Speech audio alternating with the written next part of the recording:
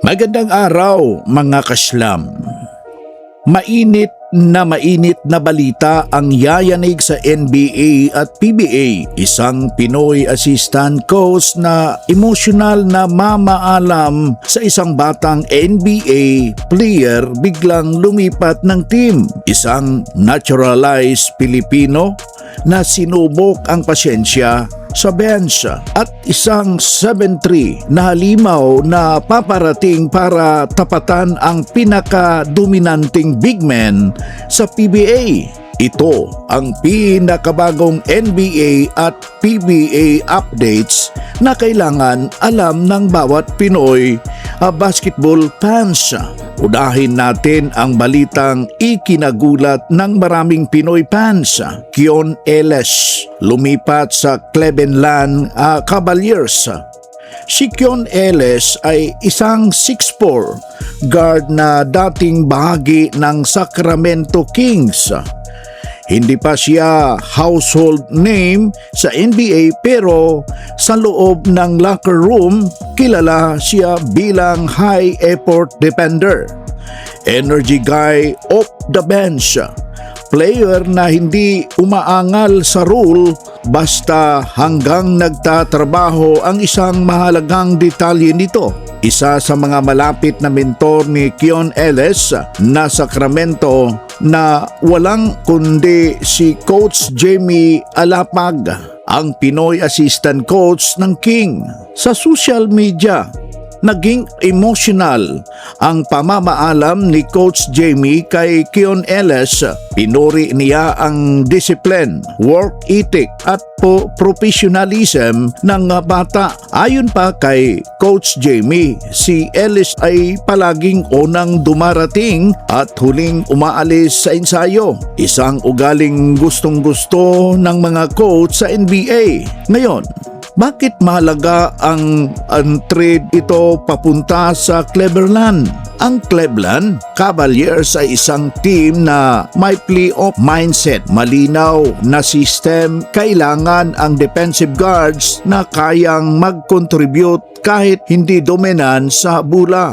Para kay Keon Ellis, hindi ito downgrade. Sa katunayan, para kay Keon Ellis, hindi simpleng trade. Ito'y bagong simula sa NBA. Kung makuha niya ang tiwala ng coaching staff na sa Cavs, posibleng lumaki ang roles niya kumpara sa Sacramento. Pero mga kaslam, hindi lahat ng balita ay masaya. Si Jordan Clarkson, naturalized Filipino, ang dating NBA Six-Man of the Year, ay kasalukuyang dumaan sa isang pinaka-challenging na yugto sa kanyang karera sa New York Knicks.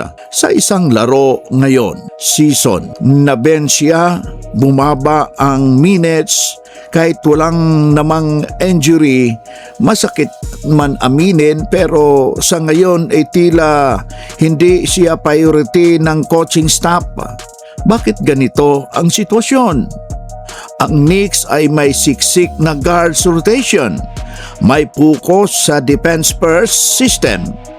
Mas binibigyan ng tiwala ang guards na swak sa system ni Coach. Si Clarkson ay kilala bilang instant offensive at kilalang mag-adjust mula sa scorer mentality papunta sa efficient system-based rule.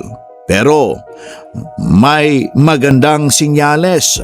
Laban kontra Washington Wizards, 21 minutes, 12 points. Hindi man explosive pero efficient. Ibig sabihin nito, mga kaslam, kaya pa nilang mag-produce. May tiwala kapag binigyan ng minutes. Pwedeng maging simula ng comeback. At alam natin ng lahat, kapag uminit si Jordan Clarkson, walang pinipili. Isang malaking tanong ngayon, makukuha ba niya uli ang ritmo at tiwala ng coaching staff bago sa playoff post ng Knicks? Samantala, lumipat naman tayo sa PBA.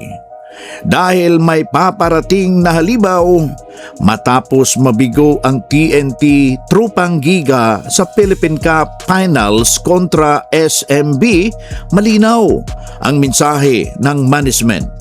Kailangan ng tunay na pantapat kay Jonmar Fajardo.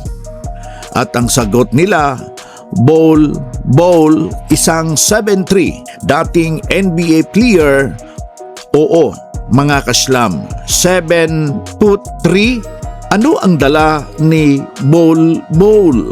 Legit na taas at haba, slim type center na may mobility, may modern big man skills, kayang mag-protect ng rim at rebound, hindi madaling bantayan ni Jonmar Fajardo. Isang multi-time MVP na kayang manakit sa loob kahit dublihin. Pero sa wakas, may taas na ang TNT na pwedeng ipangharap. Kung mag-click si Bol, babago ang spacing, babagal ang inside dominance ng SMB, magiging mas unpredictable ang Commissioner Cup. Ito ang posible na interesanting import match cup ng season pag pinagsama-sama natin ang lahat. Keon Ellis, bagong oportunidad, bagong sistema. Jordan Clarkson, sinubok ang tibay ng loob